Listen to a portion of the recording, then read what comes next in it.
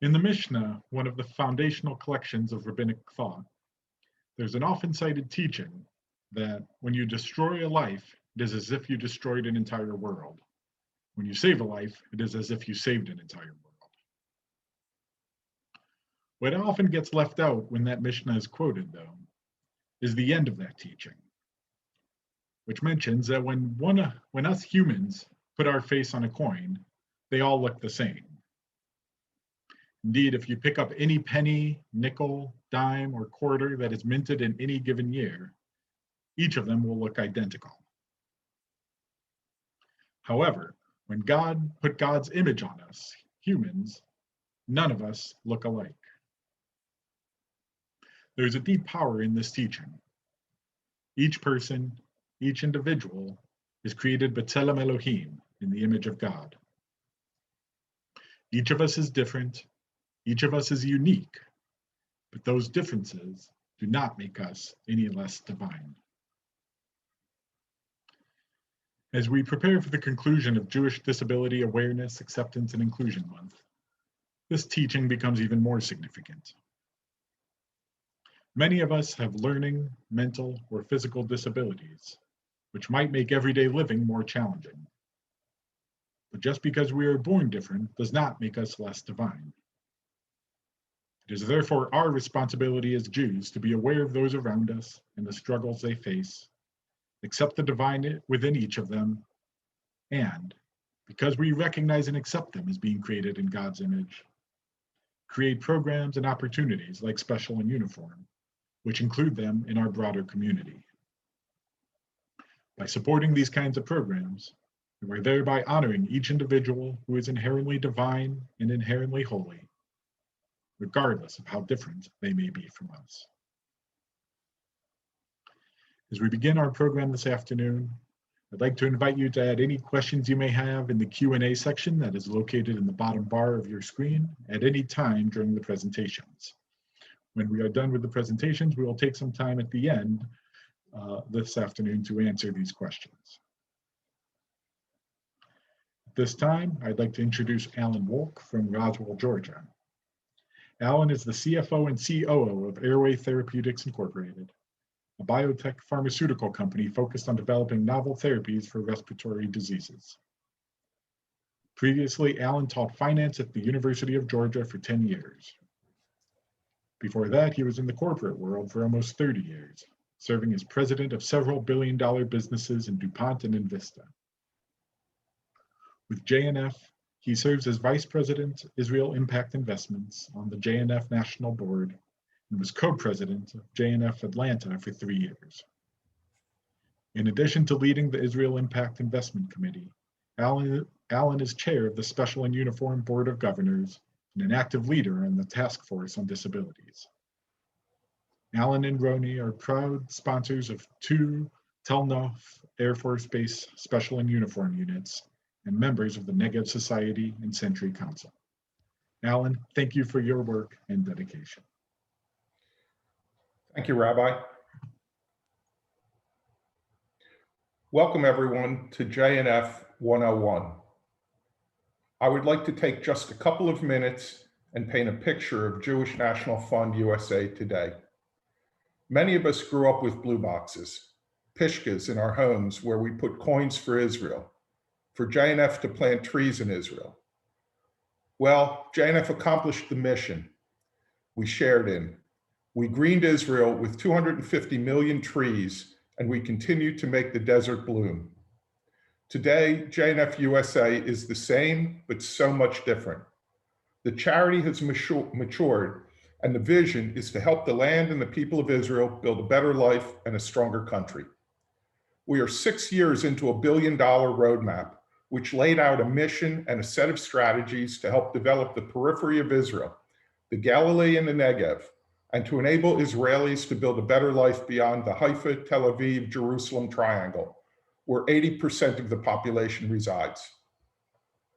Our roadmap takes us beyond trees to water conservation and research, agri-tech and global agri-education, medical facilities, new communities in the periphery, parks, visitor centers, tech and food tech incubators, driving inclusion for those with special needs, and bringing pro-Israel education to our campuses in the US. We also have the Alexander Muss High School in Israel, where hundreds of high school kids from cities all over the US come to learn, earn high school and college credits, and get closer to their Jewish heritage. JNF supports and helps modernize heritage sites like Ammunition Hill in Jerusalem, where the battle for Jerusalem was fought in 1967, and the Bullet Factory, an underground cavern where young pioneers made bullets for the War for Independence in the late 1940s. And fortunately and unfortunately, we built bomb shelters and reinforced indoor playgrounds in Sderot near the Gaza envelope so children can play and be safe from rockets fired from Gaza. We do amazing things, and we do it with amazing professionals who embrace amazing lay leaders who bring energy, skills, knowledge, and love for Israel. I have never been a part of an organization that rather enables its lay leaders to bring their skills to bear on the mission side by side with the paid staff. Russell Robinson, CEO and visionary, said to me one day, and I'm quoting him, "I have the greatest job in the world. I support Israel. I encourage donors to contribute in support of Israel. And these donors bring skills to the organization we can never afford to buy." Today, you will see one affiliate, Special in Uniform, that I am committed to. But read on, look at the next chapter. JNF supports so many streams of growth in Israel that everyone should be able to find their passion and their voice in Israel, to find the program or strategy that warms their heart. Thanks for joining us today. I'll be back a bit later. I'm excited to introduce my best friend in Israel, Lieutenant Colonel retired Tiran Atiyah. Through the pandemic, Tiran has been called back to lead logistics projects in support of the IDF. I met Tiran in 2015. He is a warrior and has fought for Israel and was severely wounded in battle. He is a defender of Israel with an incredibly huge heart. Tiran's last mission in the Army was leading Sarel, the global volunteer program.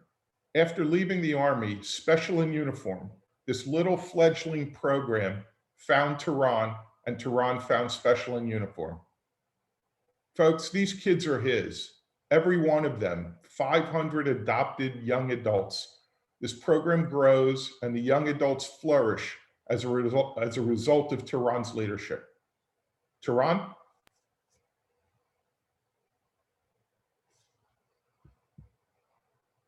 Thank you, Ellen Wolk, for your kind words and introduction. And now welcome guests from Raleigh, North Carolina, Chattanooga, Tennessee, Greenville, South Carolina, New Orleans, Louisiana, Savannah, Georgia, Salt Lake City, Utah, Richmond, Virginia, Montgomery and Birmingham, Alabama, and other smaller Jewish community from across the United States. Thank you for being here with us. Toda raba. I would like to introduce to you the video of the summary of 2020. It is very, very challenging year we had. With this COVID-19 here in Israel, when it burst in March or February and March last year, we had so many challenging issues here in Israel. So despite all the challenges, I would like you to see the video of 2020. This is just a summary. We made so much more, but I picked for you the specific things that we are proud of them, and we are proud of so many things. So instead of 1 hour, be my guest for 3 minutes. Special in Uniform, Year in Review 2020. Special in Uniform is concluding another record-breaking year. Despite COVID-19, we are continuing full force and making an impact within the Israeli community. We couldn't have done it without the support of so many of you. Here are just some of our favorite moments of the year. Special in Uniform continued to operate in 36 IDF bases across Israel. So far, 900 soldiers serve in the IDF as part of the Special in Uniform program. Inclusiveness is the key word. And here we are today with all of our wonderful special and uniformed soldiers, one of our very amazing special projects that we have done with JNF. We started the year under the leadership of the Jewish National Fund, Task Force on Disabilities. As the pandemic broke out in Israel, our soldiers were summoned to the Ministry of Health's warehouse to facilitate the preparation, packing, and delivery of the COVID-19 testing kits.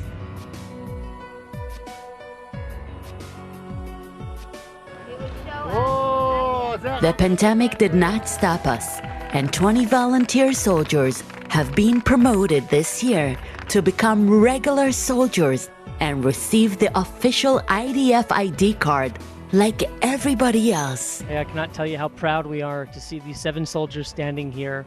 Really epitomizes everything that JNF stands for, that when people say, no, something can't be done, this is the example of the people that go above and beyond to make the impossible possible. That was a very precious, meaningful moment.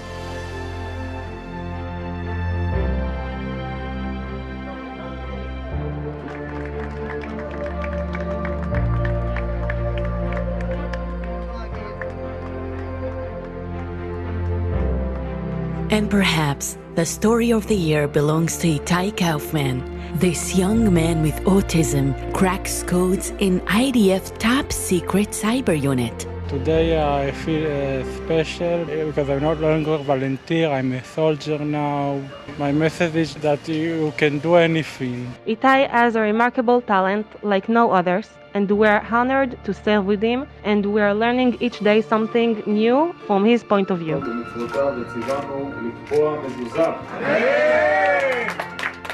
We'd like to thank the Jewish National Fund for building 2 centers for our special and uniformed soldiers in Tel Nof Air Force Base and the Arad Home Front Command Base. Coming here and seeing their new unit, the room where they can come and relax and enjoy and feel like every other soldier on this base. We are very proud and very excited to be here today with this amazing facility for our special soldiers in uniform. President of Israel, Reuven Rivlin, honored Liron Nathan, outstanding soldiers with disabilities, congratulating her on her devotion and hard work.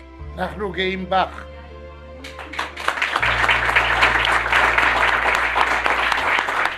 We continue to open doors for people with hearing impairments and make the Army accessible for all. Thank you, Rita and Bert Tansky. We are already working towards our goals of 2021, including a new musical program. Stay tuned. But now, it's time to say thank you. We are grateful for the partnership and support of the Israeli government, the IDF, the Israeli companies who joined us this year, JNF USA, and the Israeli Society. And thanks to dozens of partners who adopted soldiers of the program this year, you have made all the difference. We thank you, our dear friends and partners, for standing together with us in our work to provide young people with disabilities with the opportunity to be integrated into Israeli society in meaningful ways. You are all role models for us. God bless you. God bless the state of Israel, and God bless the United States of America. Special in uniform.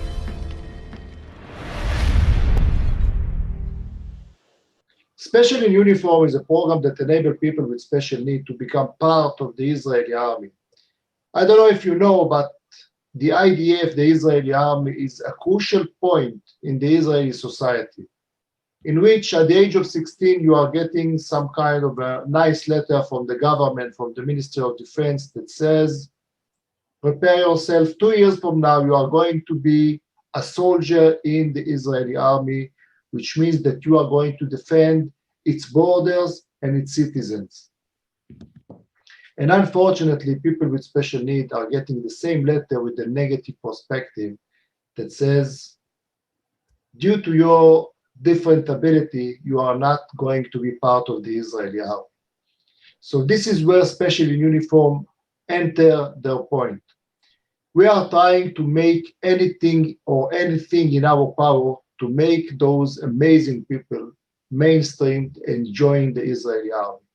So we developed a program of a three-phase program that the first phase is try to analyze each one's ability, because we believe that everyone has something to give, even if it is moderate, even if it is not so sophisticated, but still they have so much to give like all the others. And we think also that people with different ability has an added value. The typical soldiers that are serving side by side with them, learning about their challenges and thinking less of their own problems. The second phase is trying to induct them to the Israeli army like all the other soldiers. And until, let's say, 2014 or 15, it was very, very challenging to take someone with different ability and induct them to the army like all the others. So we changed this paradigm that they are not part of. And I'm proud here and today to say that even though we had so many challenges, still we started in 2014 with almost 50. And now I can say that I'm some kind of a proud father of 500 participants in the Israeli program, in the IDF, in the special in uniform program. And I cannot thank the JNF enough for helping us fulfilling their dream of making them soldiers from one hand and making the Israeli society much more compassionate toward people with special needs. Probably you ask yourself, or some of you ask yourself, Tiran, why are you doing it? Why are you in special in uniform with special need? So my story, my personal story, starts at the early 2006 during the Second Lebanese War. And making very long story short, I was severely injured. I was paralyzed neck down after missiles from the Hezbollah exploded near my leading car of supply convoy that I led toward the soldiers in the Lebanese border. And there I found myself in a very white room in the hospital of Bet Holim Ziv. And at that point, I knew that this is the end of my life. I didn't want to live. I didn't want to be paralyzed. So they took me to one of the rooms, the hospital rooms. And there I was paralyzed, neck down, as I said. And I looked up to myself and said to myself, Tiran, you don't want to be paralyzed. There is no even a reason for you to live. So I lost the will to live. And I can tell you this is a decision that I took back then. And I decided not to take any kind of medication, any kind of treatment, and let God do his work. But you know, during wartime, a lot of delegations are coming. And one of those delegations that came, they were on uniform. But actually you see that they are not typical soldiers, which means that some of them were on wheelchairs. Some of them looked differently. And one of them, and I consider her some kind of my angel, came closer to my bed and she mumbled in Hebrew something that I did not understand at first. But when she came closer, she said, "אפשר ללטף לך את היד? Can I pet your hand?" I looked at her in a strange way, and she came closer and took her both hands and grabbed my left arm very, very strongly. And I did not feel nothing because, as I said, I was paralyzed neck down. But I looked at her face, the face of an angel, and she made so much effort. And I see that her face started to wrinkle. And when she left that grave, she said, "Hakol yeh beseder." Everything is going to be all right. And I'm not a spiritual guy or religious. She left. And I waited for a miracle. A miracle didn't come. But after a while, I don't know how long passed, if it is 2 days to 3 days a week, I started to feel twinkles in my legs that were all over surrounding me. And the only feeling that I really can describe as similar is that if I'm being held by my loving mother and I'm an infant, I felt secure. I felt that something is happening. And after almost 3 months of rehabilitation, I was back on my legs. It was very, very hard because I did not even move a muscle for a long time. But miracle do happen. And I'm glad today that I'm on my feet doing the thing that I love. So after getting back to my post, I decided that I'm going to make something that will influence people with special needs. And I made a vow that I'm going to dedicate myself to people with special needs. And in 2014, during the Gaza war, I was privileged to participate again. But you know that during wartime, a lot of people are not coming to Israel. But 2 planes really came. One of them were the Solidarity Mission led by Russell Robinson. And they came to my base. And at that day, we made a ceremony for those special need or differently abled kids. And we gave them a beret. And this day was and can be remarked on my calendar as the day that changed my life for upside down. After that ceremony that we made, a small group, 2 or 3 or 4 people came to me and said, Tiran, we are from the JNF and we want to support this program. I looked at them and I said, who are you? I got so many, no one is giving support for free. What do you want in exchange? And they said, nothing. We just want to make Israel a better place to live in. So at that point, history was made, but history is yet to come. We started with 50. Now I'm leading 500 participants in the IDF. And I'm so proud that there are so many that are part of the Israeli army with different ability. And we opened so many programs for people with different abilities, for hearing impairment, for blinds, for people with CP, with cerebral palsy, with mentally delayed people. So special in uniform started very, very moderate, but now we are in a large scale within the IDF, and we are going to follow through and burst and shredded all the ceiling glasses that are built for those amazing people that the only thing that they want is to be part of the Israeli society. Last April, when we just understood what is the meaning of this COVID-19, we had a crisis, a really huge crisis that at first we didn't know how to cope with it because the lockdown was in. And after the opening of the lockdown, we saw that all the investment that we invest in each participant went in vain, because the month that they stayed at home, there was a huge regression in their behavior, in the thing that we teach them, in everything that we just gave them. And we felt that there is a huge challenge to continue with the program. So what we did is readjusted our program, readjusted the plan for 2020. And first, some of our kids even made some kits for the corona tests, for the COVID test, and we are so proud of them. And more than that, we readjusted everything that is being done. And according to the new regulation of the purple sign here in Israel to deal with the COVID, now I can announce that we are full speed ahead, totally full speed ahead in order to the next year will be much better than the last week, much better than the last one.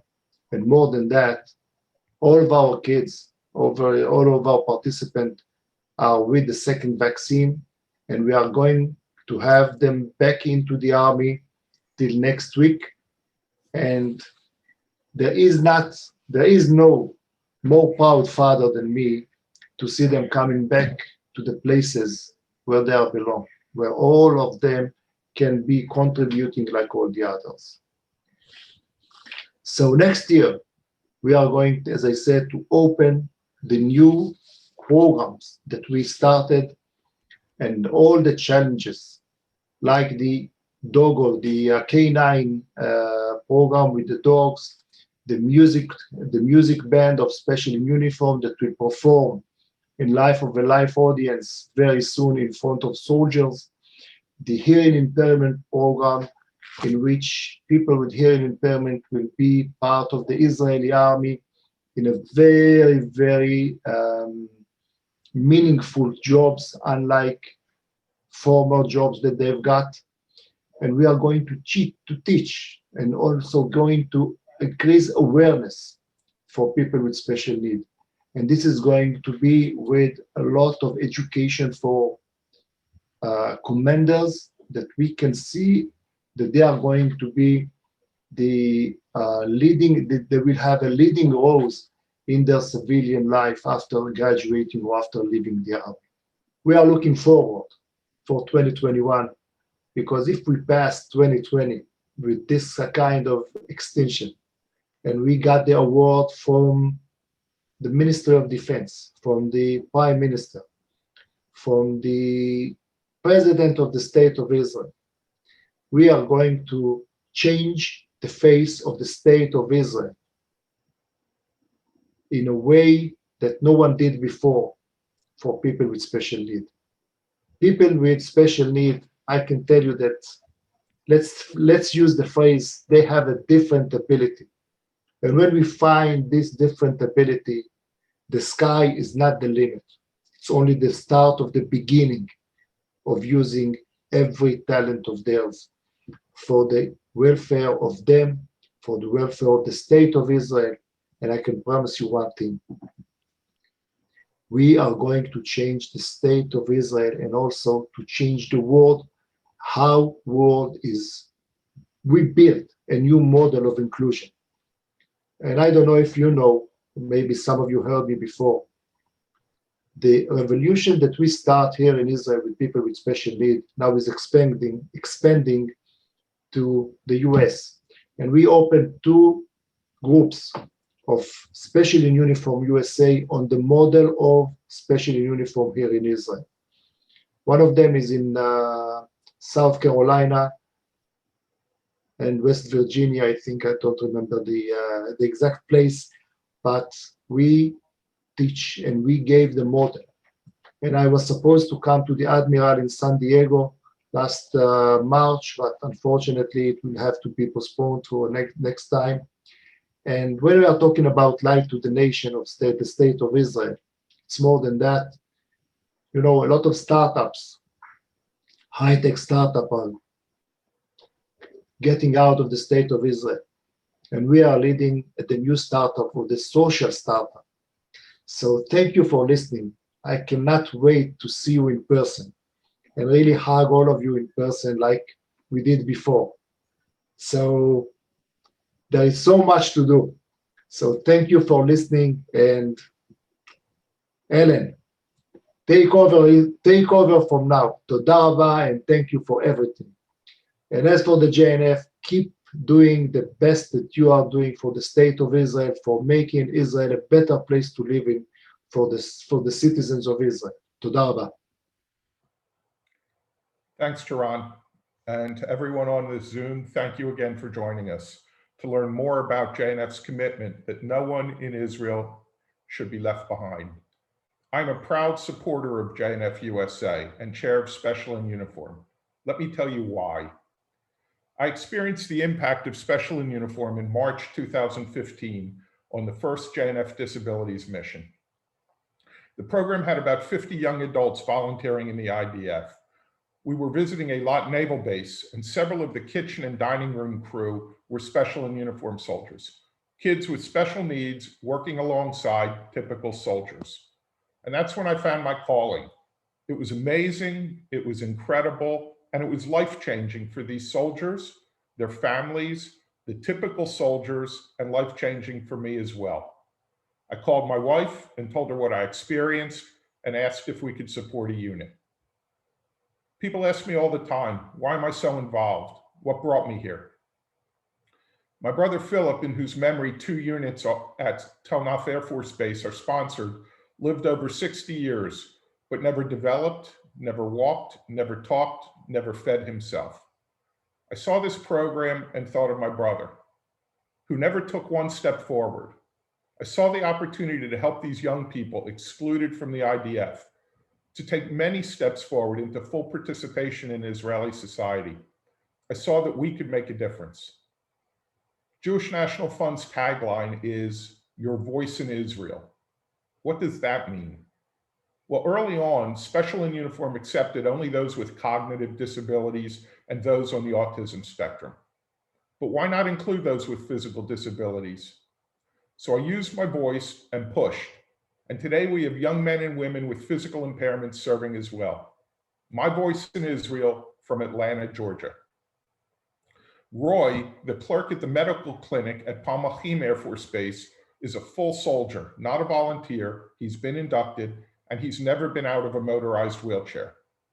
Daniel, a sight-impaired 21-year-old, works in the pharmacy and makes speeches to donors, and he was inducted 6 months ago as a full-time soldier. Israeli kids dream about this, and Special in Uniform delivers. Across 30-plus bases, our soldiers do all kinds of real jobs alongside typical soldiers. Firefighter, kitchen help, groundskeeper, support for emergency services, warehouse work, shipping clerk, computer recycling, interpreting spy photos, and now a code breaker, as you saw on the video. Also, now musicians. Our soldiers add real value. While most are volunteers, to date, over 100 Special and Uniform soldiers have earned their IDF cards, receiving full pay and benefits, just like everyone else, which brings me back to JNF's vision that no member of Israeli society be left behind. This afternoon, you have an opportunity to partner with JNF by investing in this visionary organization. Please go to jnf.org/donate saving lives. For today, every dollar that you donate will be matched dollar for dollar up to $1 million. My wife Ronnie and I have sponsored 2 units at Tel Naf Air Force Base. We know our voice has been heard, and we know we make a difference every day. Please join us and others who enable this program. If you would like to learn more about sponsoring a soldier or a unit, please contact Yossi Kahana or Sam Richardson at JNF USA. We thank you in advance for your participation and your generosity. And now, it is my pleasure to introduce Mark Werner. Mark is a retired attorney who has volunteered on Israeli military bases for the past 18 years, with no plans to stop. He is the author of a book, Army Fatigues, Joining Israel's Army of International Volunteers, which describes his first 4 volunteer experiences. He also edited his father's wartime memoir, Fighting Back, a memoir of Jewish resistance in World War II by Harold Werner. Mark is currently the president of Volunteers for Israel, the organization that enables him and other Americans to serve as civilian volunteers on Israeli military bases. Welcome, Mark. Thank you, everyone. Thank you, Alan. Thank you for that gracious introduction. I've just written another book called A Passion for Israel, which extends my volunteer experiences from my 5th to my 18th volunteer experiences. And I'd like to talk a little bit about that and how that ties into Special in Uniform. My story starts out from A Passion for Israel, which describes my volunteer experiences. My story starts out in a very unusual place, although I didn't realize it at the time. I grew up in the closest thing to a moshav in North America. And for those of you not familiar with the term moshav, it's a close cousin of a kibbutz. It's a collective agricultural community. My moshav is located on the outskirts of a small town in southern New Jersey named Vineland. And my moshav was established in the 1880s by the same European Jewish philanthropist who was establishing kibbutzim in Israel in the 1880s. Not surprisingly, on my moshav, almost all the Jews are farmers. And on my moshav, at least in growing up, almost all the Jews my parents' age were Holocaust survivors. Everyone I knew of my parents' peers had a number on their arm from the concentration camps they'd been in, except my father, who had survived the war in Poland, not in a concentration camp, but as a member of a large and successful Jewish fighting unit operating in the forests of Eastern Poland. As Alan said, he wrote a book about it called Fighting Back. So in growing up, I learned from my parents how important Israel was to the Jewish people. My parents' generation believed, and I believe as well, that had Israel existed in 1939, there would have been no Holocaust. And my parents believed, and I believe very strongly, that it's the existence of the state of Israel that prevents another Holocaust or mass persecution of Jews. Think about it, it's only been 72, 73 years since the establishment of the state of Israel. And in that 72-year span, there's not been a single mass persecution of Jews anywhere in the world. It's sad to say, that's not normal in the history of the Jewish people, because if you go back before World War II, you'd be hard-pressed to find any 72-year span where there wasn't some mass persecution going on against the Jews somewhere in the world. So it's more than a mere coincidence. There's been none since the establishment of the state of Israel. And if you ask a high-ranking officer in the Israeli military, not just any soldier, but a high-ranking officer, what the mission of the IDF is, his or her first answer will always be to defend the country, to defend Israel. But their second answer will be, the mission is to defend Jews around the world. So I asked myself, if it's the establishment of the state of Israel that prevents another Holocaust, and if Israel defends Jews around the world, including me and my family, then what can I do to strengthen Israel? So in growing up and becoming an adult, I joined various pro-Israel organizations and supported them financially. And at a certain point, simply writing another check to a pro-Israel cause, which is a very good thing to do, by the way, didn't seem to satisfy me. It wasn't enough. I wanted to do something more. I wanted to do something that was more personal for me. Then I came across a program called Volunteers for Israel, which places civilian volunteers to work on Israeli military bases. In Israel, it's called Sarel. So I decided to try it. And I remember on my flight over to Israel thinking to myself, I must be crazy. I don't have any military background. I don't even speak Hebrew, except maybe this much. But when I got there, I discovered I was not alone. There were lots of other people like me doing this. Every year, about 4,000 people volunteer for this program, both men and women, both Jews and non-Jews, from all countries of the world. And over the history of the program, over 150,000 people have done it. So I tried it that year, and I really liked it. So I came back a year later and tried it again, and I loved it. And so I got hooked on volunteering. So for each of the past 18 years, as Alan has said, I've volunteered on an Israeli military base. It's a wonderful experience because you feel like you're making a personal contribution to the state of Israel. Now, this experience definitely takes you out of your comfort zone. You live in the barracks with the soldiers, you eat in the mess hall with the soldiers, and you work side by side with them. And of course, you wear the uniform. You're not actually in the Israeli army, but you're required to wear the uniform to work on base. And truth be told, I'm proud to put that uniform on. The work that we do is work which, if we didn't do it, a soldier would have to do it. So it's very meaningful and necessary work. And the program brings two important benefits to the Israeli army. The first, obviously, is the work that we do. And to the extent that we do that work, each volunteer frees up an Israeli soldier for more serious duties, like guarding the borders of the country or patrolling the streets against terrorism. And that's an important benefit. The second benefit is even more important than the first.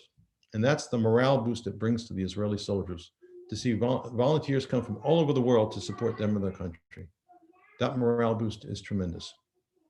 Now, at this point, you're probably asking yourself, why did JNF ask me to come and talk about my book, A Passion for Israel, about my adventures in volunteering on an Israeli military base? What does this have to do with Jewish Disabilities Month?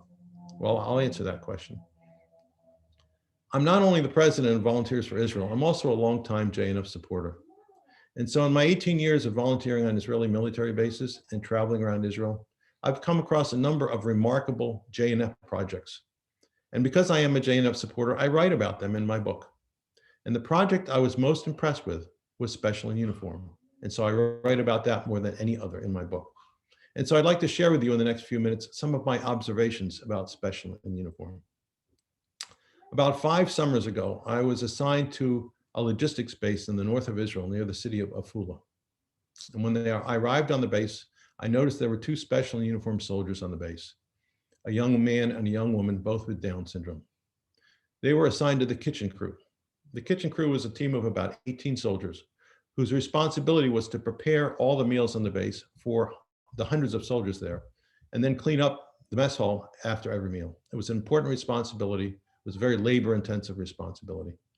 And I noticed that these 2 specially uniformed soldiers were fully integrated into the team. They did all the work that everyone else did. There was a lot of teamwork going on, and they all looked after each other. And I thought that was great. There were 2 things that were remarkable about these 2 specially uniformed soldiers. The first was how proud they were to be in an Israeli army uniform. And the second was how important it was for them to feel part of the togetherness of the base. And I'll illustrate each one. First, pride in being in the uniform. The kitchen part of this mess hall was incredibly hot. You had big industrial-sized pots over gas-powered cookers, the flames boiling the water. You had ovens cooking. You had steam coming from the dishwashing area. It was a very hot place. Add to it the fact that it was 95 degrees outside in the summertime. And so the temperature inside this kitchen was well over 100 degrees. In fact, you had to step out in the 95 degrees to cool off. And for that reason, the base gave these 18 soldiers on the kitchen crew a special dispensation. They could take off their long sleeve, all-weather army shirts, which are rather warm, and just strip down to their t-shirts because they worked in such a hot, steamy environment. And all the kitchen crew took advantage of this special dispensation, except the 2 special and uniformed soldiers.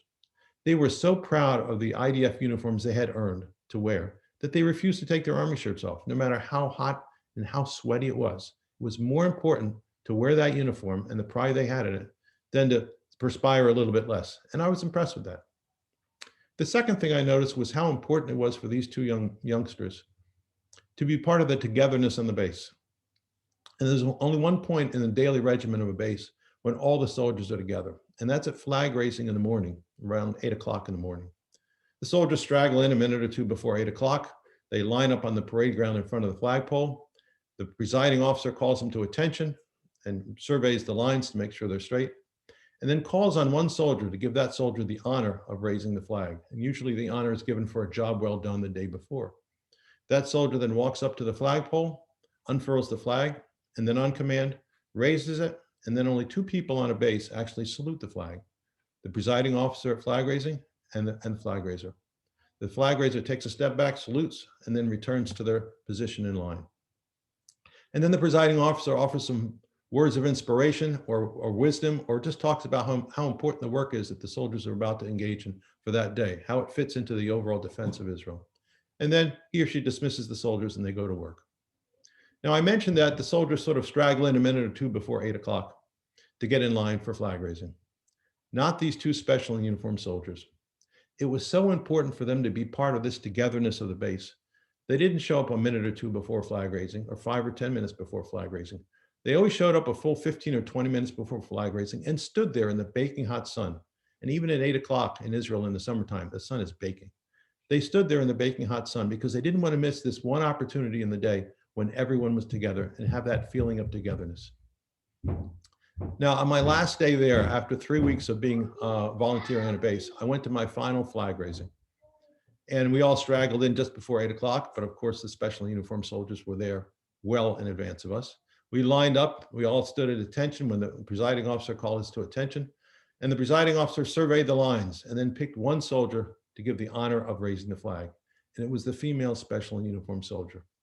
Now, normally that soldier walks up to the flagpole to raise the flag. She didn't. She ran up to the flagpole, and as she ran, you could see there was a smile on her face a mile wide. She was so happy. She got to the flagpole, unfurled the flag, and on command raised it, took a step back, saluted, and then ran back to her position in line. And as she ran back, you could see she was almost in tears. She was so happy. And we were happy for her because we understood how hard the journey would have been for her to earn her spot in an IDF uniform and to be honored by her peers in this way to raise the flag. And so I was very proud of these 2 special uniformed soldiers. I was very impressed with JNF for having funded this program. And that's why I wrote about it so much in my book, A Passion for Israel. So if you read my book, you'll learn about my adventures in volunteering on Israeli military bases, but you'll also read about these two special uniformed soldiers. And in closing, I'd like to mention one more thing. When I make my annual gift to JNF, I designate, I check the box that says special needs, because I want my funds to go towards special and uniform. Israel is the only country in the world I'm aware of that harnesses the special abilities of these special needs people. Instead of shunting them aside and making them a burden to society, they allow them to be contributors to society and makes them proud. And I think it's a wonderful thing. And now I'll turn the floor back to Rabbi Henkin. Thank you for your patience and attention. Thank you, Mark. I appreciate everything you do and appreciate you speaking this afternoon. We're going to go ahead and begin our Q&A session. Again, if you have questions you'd like to ask and you have not yet done so, please feel free to click on the Q&A box and ask your question in there. Alan, I'd like to ask you the first question, which is what percentage of a person's donations go to the overhead, the administrative costs, the executive salaries, things like that? Well, let me just build on what Mark just said. When you designate, 100% of your charitable contribution goes to the program that you designate. Let me back up 1 second. JNF is a 4-star Charity Navigator, and I urge everybody who's thinking about it to go to Charity Navigator and look at JNF. So it's a 4-star, the highest ranking that a charity can earn. And the charity works incredibly hard that no more than 20% of total cash donations goes toward either fundraising or administrative salaries. So 80 cents on every dollar goes to programming. But again, what we do and what I'd urge you to do for special and uniform is you can designate your funds and 100% of your funds go to the program. The next question I'd like to ask is how much does it cost to support a special and uniformed soldier, and how much is it to support a unit? It is $100,000 to support a unit, and it is $10,000 to support a soldier. And what kinds of sponsorship opportunities are available? Well, as I said, my wife and I have sponsored 2 units, but the buildings that were built that were in Tiran's video were sponsored by other donors. The K9 unit is sponsored by a donor. The hearing impaired unit is sponsored by a donor. So there are all kinds of different sponsorship.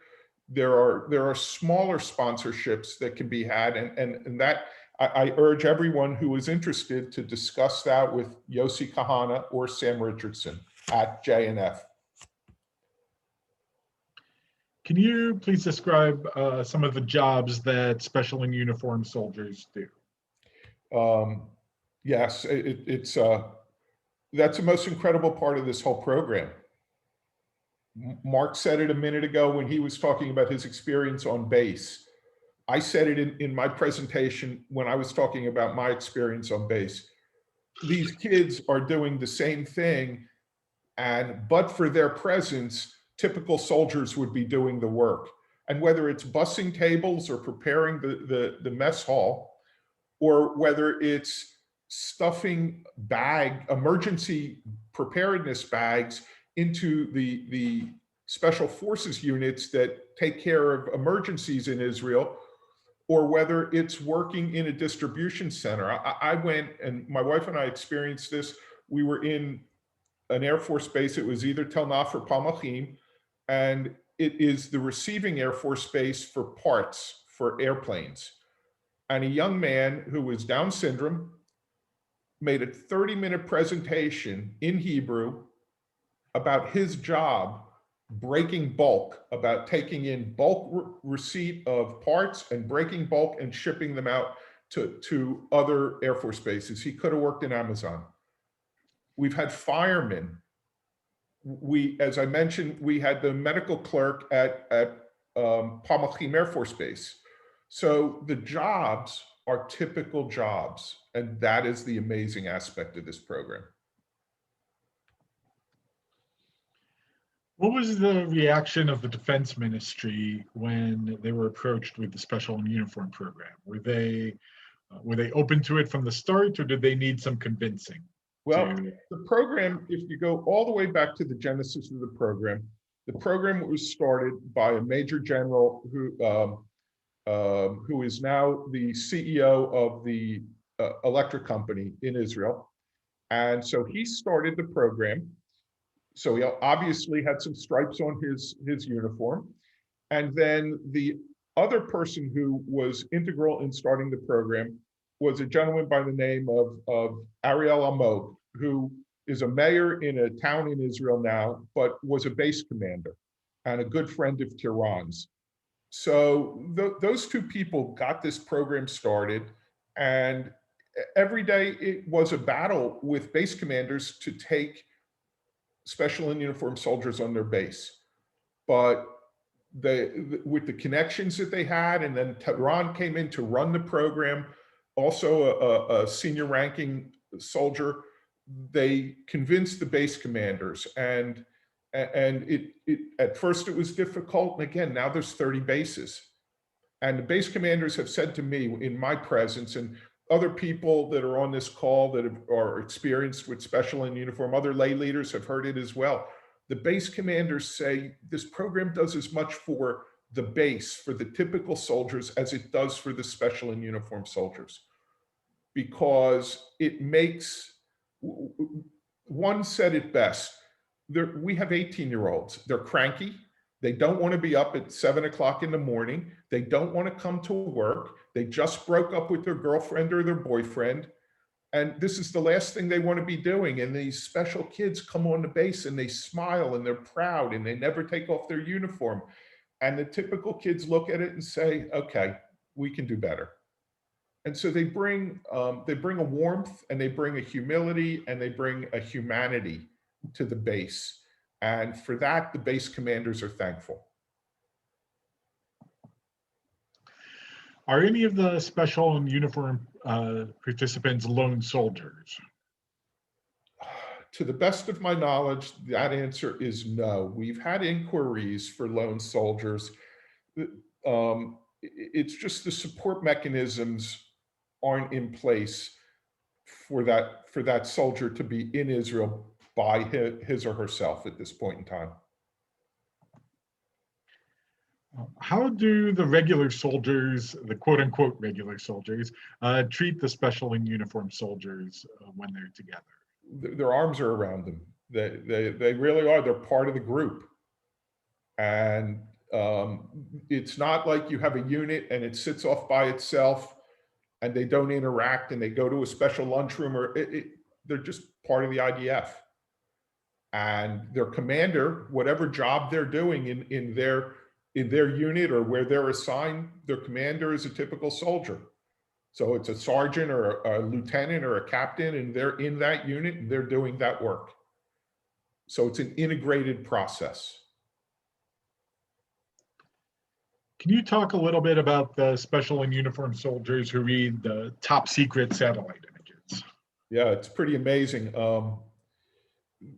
What I've come to learn, and interestingly, they're reading these in places where Tehran is not allowed in. So that's the funny thing, is he can't get in there where these soldiers go. But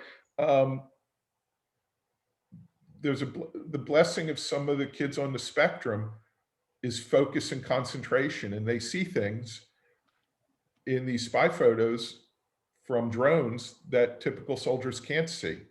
And they have the patience to sit at their desk and stare at these things until they see these different demarcations. So Tehran said it best. We talk about it all the time. We call it special and uniform, but it's not about disability. It's about different abilities. And everybody in this program has a set of different abilities from you and I. And the program works really hard at the outset to figure out what the skill set and the abilities are of each of these young men and women, and to place them into roles that both optimize their development, their growth, and their ability to function independently and become an independent part of Israeli society on the other side of special and uniform and get a job. But also, what can the Army benefit from these young people? And so it's a truly value-added story as they're in the Army. What kinds of training do the special and uniform soldiers receive to enable them to get jobs after they leave the special and uniform program? So I'm gonna add to your question and answer it as well. The Ministry of Social Services supports part of the program. They did, and Ministry of Education as well, and they didn't at the beginning. And somewhere in the mid-teens, 15, 16, 17 timeframe, the government got involved. And so there's a lot of independence training. Many of these children, they're not children, they're 18, 20 years old. Many of these young people haven't been out of their parents' sight. They go to school, they go to special school, they come home. They go to school, they come home. And so there's a lot of training at the outset around independence, around being able to take a bus to the base, around being able to dress themselves and function independently because they've always had their mom and dad.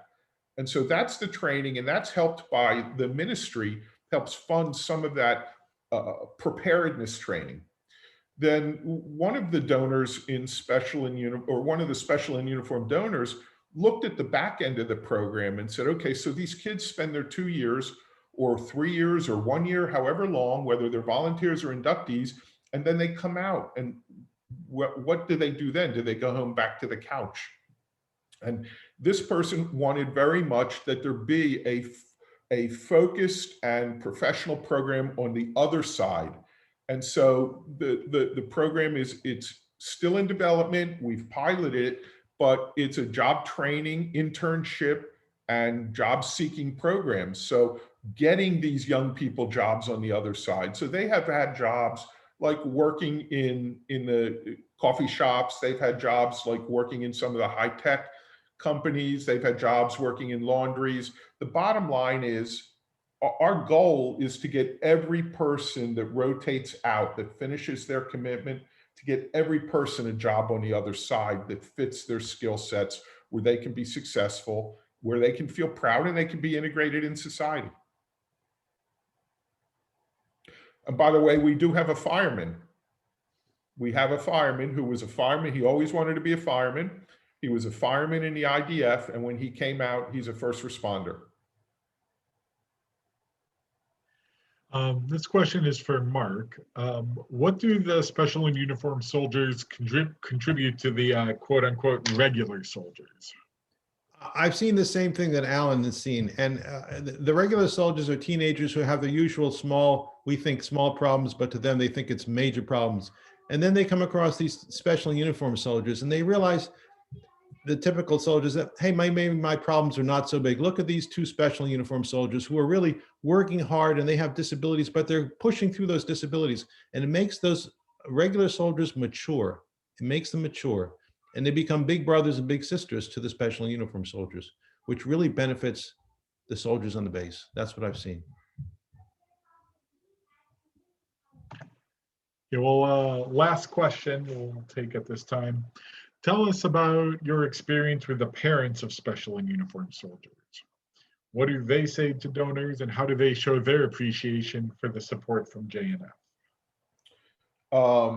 It's a tearjerker because, and Yossi Kahana, who's the director of special of the Disabilities Task Force, the staffer in JNF, always likes me to do an off-the-cuff speech because it moves me to tears. But if you go to an induction ceremony, whether it's volunteer or whether it's full soldier, there's not a dry eye in the place, and that's the parents, that's the family, the friends, that's the JNF staffers, that's the donors, that's anybody in the venue.